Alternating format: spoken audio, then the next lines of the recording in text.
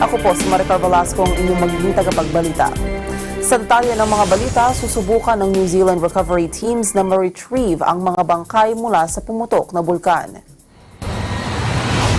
Ayon sa mga pulis, sa kabila ng babala ng mga volcanologists na inaasahan ang muling pagputok ng bulkan sa susunod na 24 oras, ay inaprubahan pa rin ang nasabing retrieval operations. Sabi ni Deputy Commissioner John Timms, isinasapinal na nila ang plano para ma-recover pa ang mga bangkay mula sa Wakari, White Island. Tugon na rin niya ito sa panawagan ng pamilya ng mga biktima. Sa tulong ng drone flights at helicopter pilots na agad na nasa isla matapos ang pagputok, pinaniniwalaan ng mga otoridad na alam na nila ang lokasyon ng ilang pangbangkay. We have a plan. The team has been working tirelessly throughout the day as I promised they would, and at lunchtime today they presented me with options for consideration. We have spent considerable time making sure that we had the right people with the right skills and the right equipment here this evening so that we can move tomorrow. There is not a zero risk with regard to this plan. It does come with risk. And our job has been to very carefully consider the implications of that risk as we've gone about the planning process. There have been many conversations with many high-level leaders across the organisations because at the end of the day, the buck stops at the top. So shortly after first light tomorrow, NZDF assets, people and capability will deploy to the island, assisted by specialist capabilities from across other agencies, including New Zealand Police. They will go onto the island and they will make every effort to recover all of the bodies from the island and return them to the Wellington.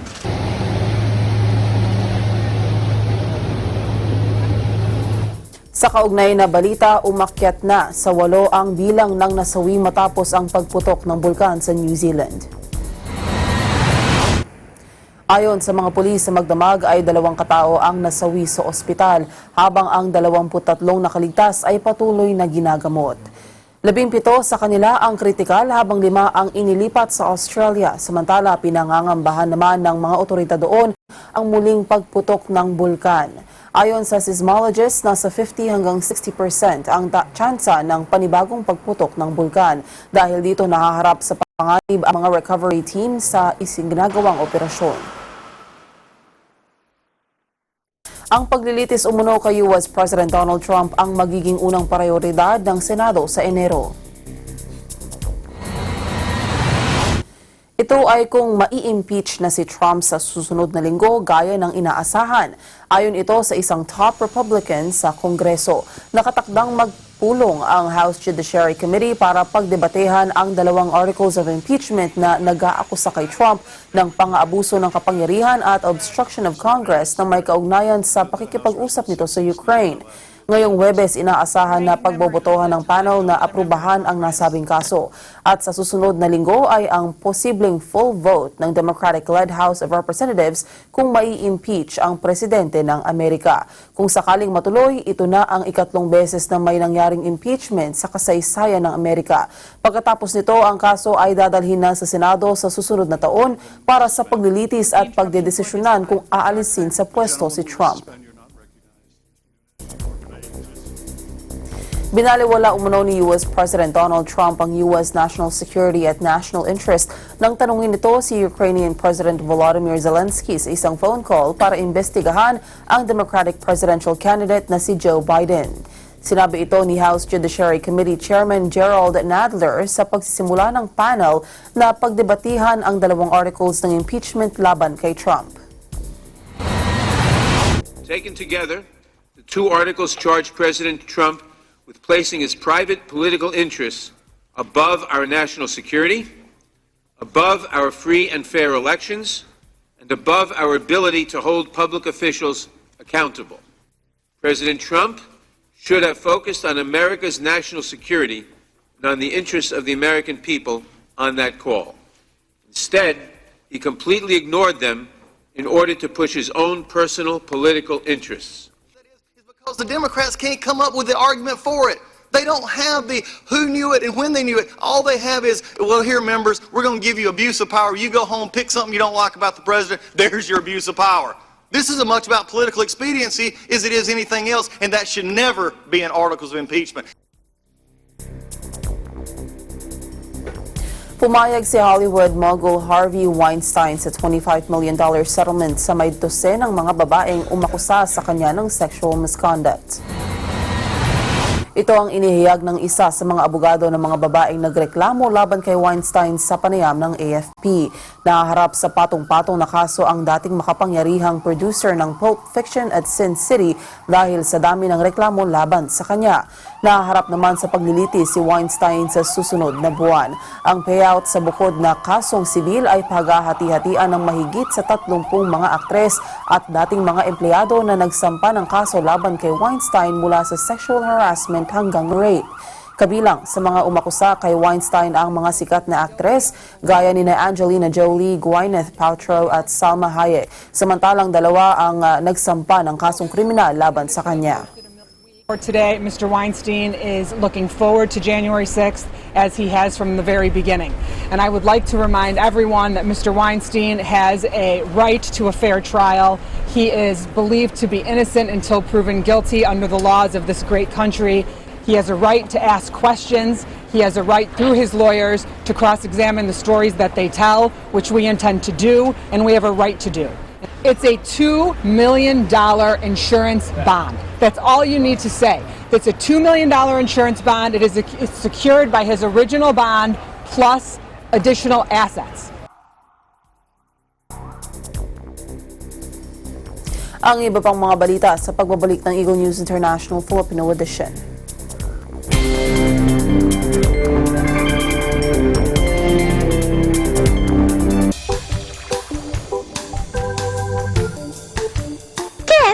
Did you ask Mom if you can use the computer?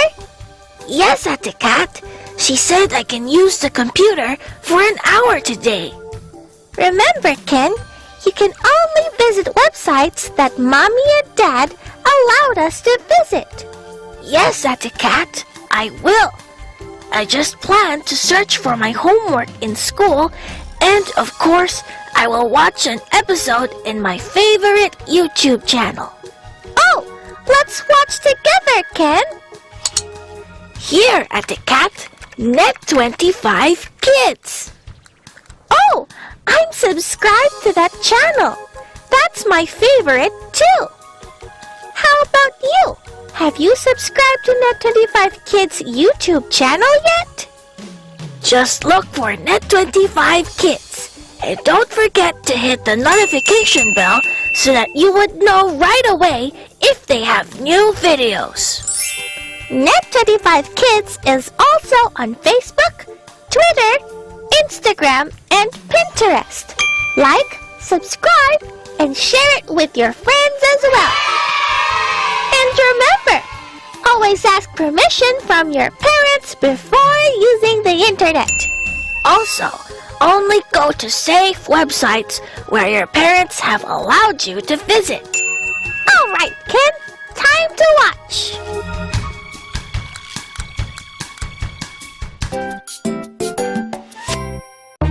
Mga isyung panlipunan.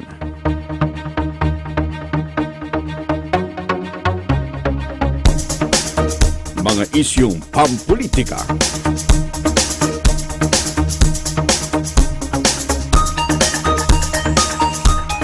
Tatalakayin, lilinawin, kasama ang mga batikang komentarista, Congressman Dante Marcoleta at Jen Sobartiaga sa Ganang Mamamayan. Lunes hanggang Biyernes, alas 8 hanggang alas 9 ng umaga. Agila Balita, Lunes hanggang Biyernes, alas 7:30 hanggang alas 8 ng umaga.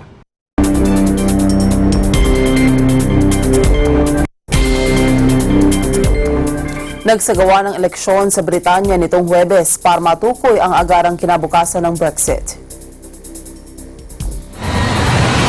Ang pagboto ay inilarawang pinakamahalaga sa henerasyon. Mahigit 4,000 polling precincts sa England, Scotland, Wales at Northern Ireland ang binuksan para sa isang araw na botohan na natapos alas 10 ng gabi. Umaasa naman si Prime Minister Boris Johnson na makakuha niya ang kapwa ang mandate at majority. 9 na pwesto na lamang ang kailangan ni Johnson para sa majority na magpapahintulot sa kanya upang magsulong ng sariling Brexit deal kasama ang Brussels at alisin na ang Britanya sa bloc bago matapos ang Enero. Ang ginawaan niyang pagboto ay pagkakataon na para wakasan ang mahigit 3 taong political deadlock at uncertainty. Matapos ang halos 10 buwang kaguluhan sa pampulitika, nagsagawa na ang Algeria ng presidential vote na mariing tinutulan ng mga rallyista. Lahat ng 61,000 na polling stations sa North African country ay binuksan gaya ng itinaktang oras. 5 kandidato ang tumatakbo sa pagkapangulo. Inasahang magiging mababa ang voter turnout matapos manawagan ang mga rallyista ng no vote at demand na i-boycott ang eleksyon. Ayon sa mga rallyista, wala ni isa sa mga kandidato ang maituturong na lehitimo sa mata ng mga nagpoprotesta. Ang 5 kandidatong tumatakbo ay sinasabing mga bata ng rehime ni dating President Abdelaziz Bouteflika na napaalis sa pwesto noong April sa pamamagitan ng people power matapos ang 2 dekada sa pwesto. Hindi muna raw papayagan na muling makalipad ang Boeing 737 MAX ngayong taon. Target ng Boeing na makakuha ng regulatory approval ngayong buwan at tinatayang magbabalik ang operasyon sa Enero. Pero ayon kay Federal Aviation Administration Chief Steve Dickson, ang Boeing 737 MAX ay di pa papayagang makalipad. Grounded ang nasabing eroplano mula pa noong Marso matapos masangkot sa ikalawang plane crash na ikinasuli ng 346 na katao. Marami pa niyang proseso na pagdaraanan bago payagan ng muling makalipad ang Boeing 737 MAX. Kabilang ang certification flight at komento ng publiko sa pilot training requirements. Why has the FAA not taken any actions against Boeing, including a civil penalty, for knowingly delivering aircraft with defective, non-functioning parts that pilots believed were functioning? Well, thank you for the question, Congressman. And I have not made a decision on this and a number of other matters, as I mentioned earlier.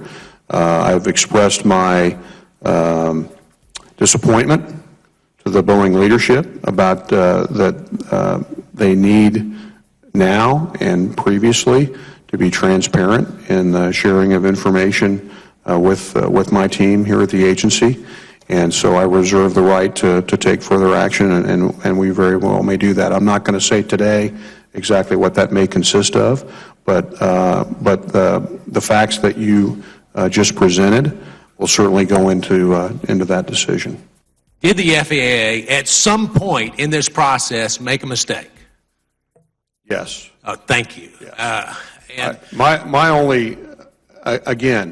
I just don't want to leave it at that. No, I That's get my that. point. And listen, Is that there's enough pictures over here and enough blame to go around. I get that. But what I'm saying is it's very frustrating when it's obvious that mistakes were made, that you just don't say mistakes were made. And I understand lawyers always say they don't admit anything because of this, but I'm just telling you, in the real world, we have to look at it that a mistake was made. And obviously not one, but multiple mistakes, and we've got to get to the bottom of it. So here's my...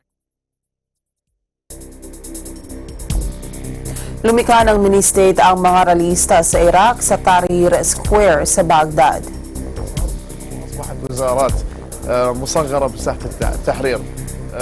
Nagkakaloob ito ng mga serbisyo na anilay bigong maipagkaloob ng kanilang gobyerno.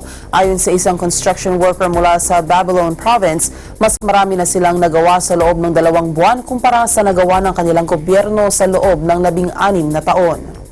Lahat nila ay may gampani, mula sa pagluluto ng tinapay hanggang sa pagpipinta ng mural ay may bahagi sa paggawa at scheduled shifts. Nagkakaloob din sila ng mga pagkain sa daan-daang rallyista at ang niluluto ay ang mga donasyong pagkain. بين قوسين ومختصر أنه أصبحت وزارات مصغرة بساحة التحرير نقدر نصنع من عندها دولة حقيقية. أما على الجانب الأمني يعني عندنا عدة فلاتر. احنا ناس الشعب العراقي من يوعى على الدنيا، الشعب العراقي من عمره 10 سنوات فما فوق هو رجال عسكر، يعني بالبيت عسكر، اللي مو هو عسكري أخوه عسكري، والده عسكري، صديقه عسكري، فمتعلمين الأمنيات، فما يحتاج واحد يعلمنا على شلون نسوي فلتر للتفتيش، شلون نحافظ على نفسنا، شلون نحافظ على أمن الموجودين، شلون نحافظ. والله هو التنظيم والتنسيق كله عفوي، ما عندنا شيء متفق عليه. الكل اشترك، الكل ساهم، لكن اكو ناس يعني شلون اللي اكبر مني بيوم اعلم مني بسنه، اللي اكبر مني بدا يعلمني لازم نسوي كذا شغله كذا شغله كذا شغله. فالحمد لله والشكر قدرنا نتنظم ونساعد انفسنا. واحنا خلال شهرين قدمنا شيء ما قدرت الدوله تقدمه خلال هاي 16 سنه، ومواكب خدميه نقدم بها الاكل والشرب والمنام والدعم اللوجستي وكل الامور اللي يحتاجها المتظاهر او الثائر هي موجوده بساحه التحرير وباقي الساحات الثوار.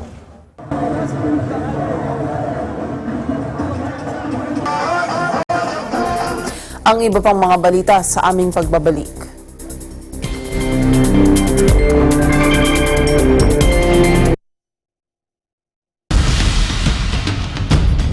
Tamang impormasyon, napapanahon, mula Batanes hanggang taon-taon, di lamang sa bansa, kundi maging sa iba't ibang panig ng mundo. Mga balitang makabuluhan, mga panayam sa kinauukulan, subaybayan. Dito lamang sa Net 25.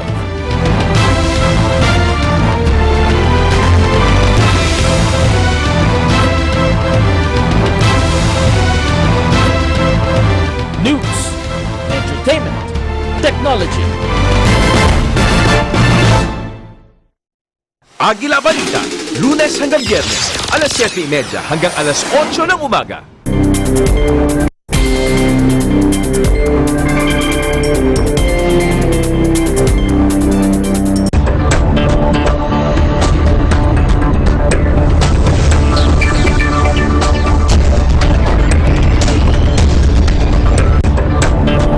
Hindi binago ng Federal Reserve ang key lending rate nito pero bibigyan ng prioridad ang low inflation at global economy.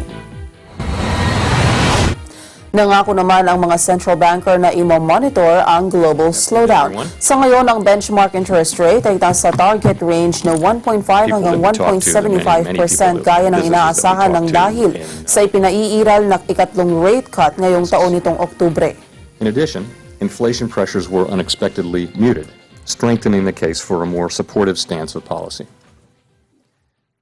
In addition, inflation pressures were unexpectedly muted, strengthening the case for a more supportive stance of policy. Rather than modestly increasing the target rate for the federal funds rate this year, as seemed appropriate a year ago, we reduced it by 0.75 of a percentage point. We believe that the current stance of monetary policy will support sustained growth, a strong labor market, and inflation near our symmetric 2% objective. As long as incoming information about the economy remains broadly consistent with this outlook, the current stance of monetary policy likely will remain appropriate. And in order to move rates up, I would want to see inflation that's persistent and that's significant. A significant move up in inflation that's also persistent before raising rates to address inflation concerns.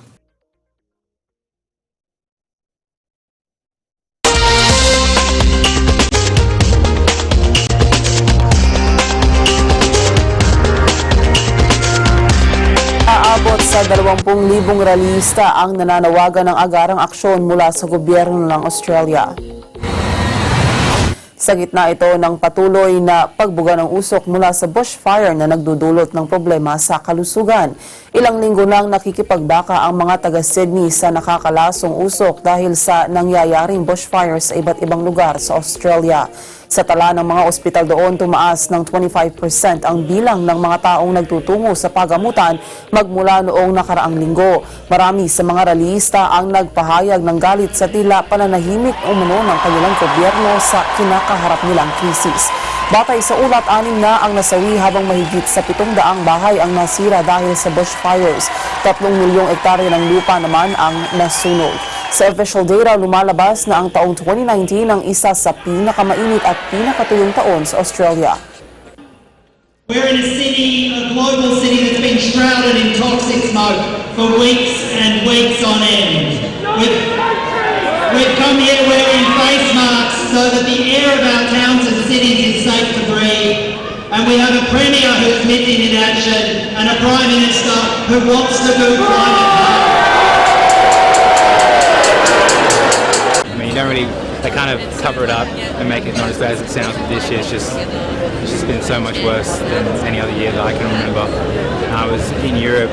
I'd love them to put in policies that can help climate change. I'd love them to listen to scientists. The science is out there, and I feel like it's staring them in the face, and no one's listening, no one's doing anything, and it's time to make a change.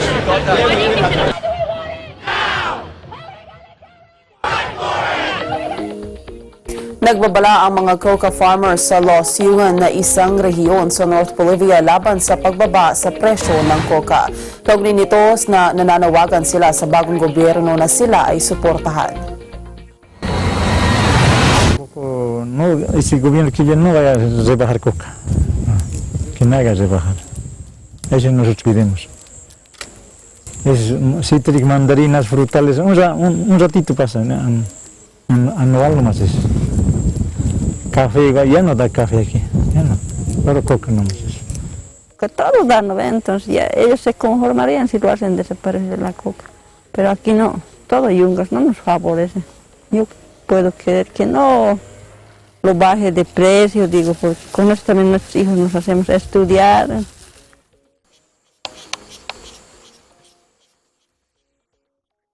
Inanunsyo ng mga scientists na nakahanap sila ng environment-friendly method na gumagamit ng artificial sunlight para ma-transform ang plastic sa power-generating chemicals.